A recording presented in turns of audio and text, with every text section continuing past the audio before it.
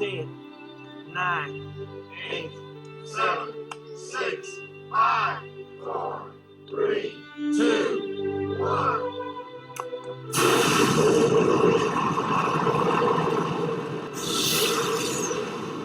This one's gonna go for miles.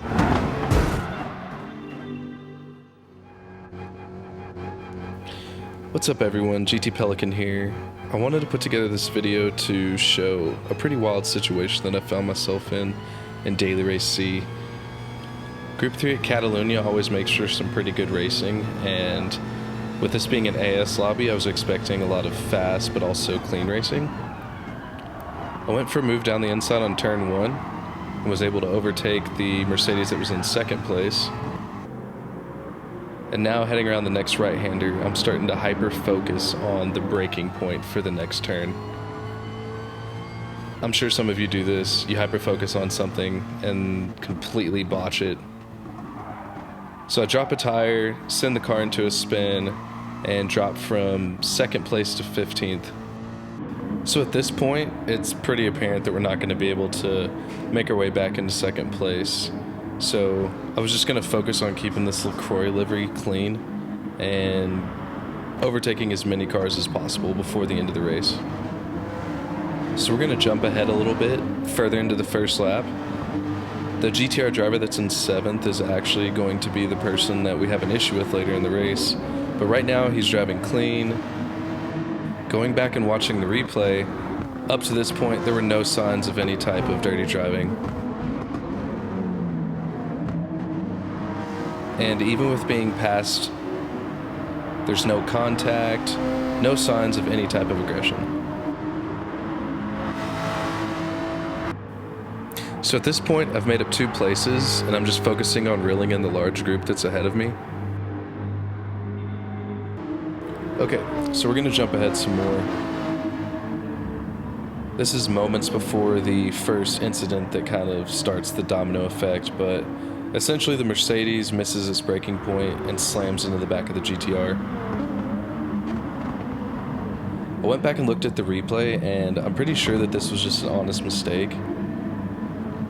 There wasn't any type of scuffle with these 2 players earlier in the race, so definitely no reason for the Mercedes to purposefully hit the GTR. So here we are pulling alongside the Mercedes, and notice he's giving me plenty of room, he's not being aggressive.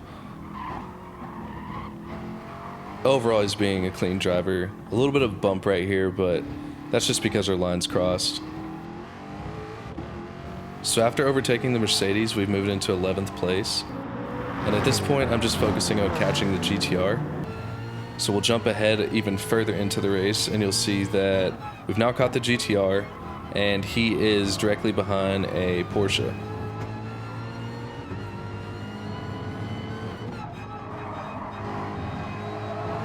Now again, this driver is being clean. He goes for a move on the inside. There's no contact, he's not being aggressive, it's just a nice clean pass.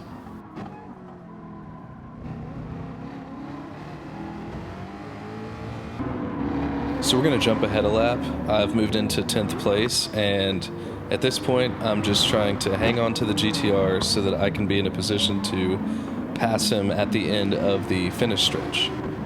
So hugging the apexes, we're gonna run wide right here, getting all the speed that we can. I'm going to tuck behind him and draft him all the way down the straight. He actually goes defensive on the inside, which is okay. I pull out of the draft, I'm gonna overtake him on the outside. He lets off, coasts, and crushes me like a LaCroix can. Yeah, so at this point, I wasn't sure if it was on purpose or not. And you have to remember that I did not see the incident with the Mercedes that happened earlier in the race. But after going back and looking at the replay, I can only assume that the GTR thought that I was the person who hit him from earlier and decided to retaliate. So we're going to jump ahead again another lap. I'm back in 10th place, and I'm going to go for a move on the inside of the Porsche. So we're now up into 9th place, which puts us directly behind the GTR. At this point, I'm really determined. I just want to catch him and pass him and hopefully pick up a few more places, so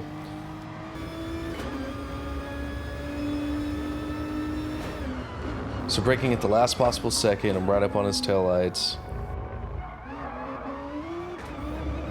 This last sector is where I seem to usually make up time on him, so I was just focusing on nailing my line and braking points.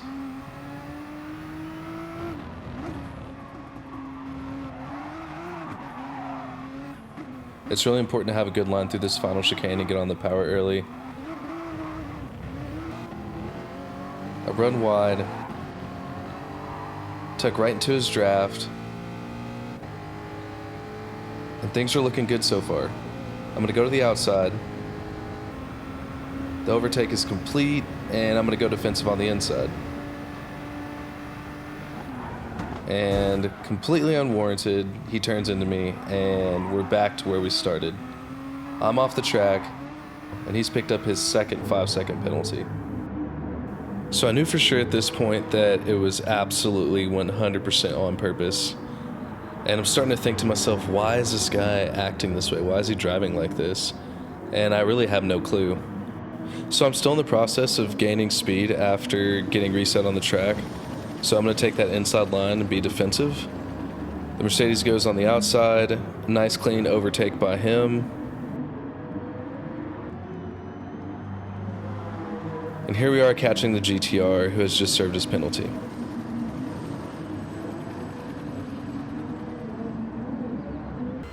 So let's jump ahead to the straight. The Mercedes is trailing the GTR and I'm just behind him. He's going to go for a move on the outside. And I want you to notice the steering input from the GTR. He steers directly into the Mercedes and they both go off track. And that is a third 5-second penalty for purposefully hitting someone off track. Zero sportsmanship, zero racecraft, horrible driving behavior.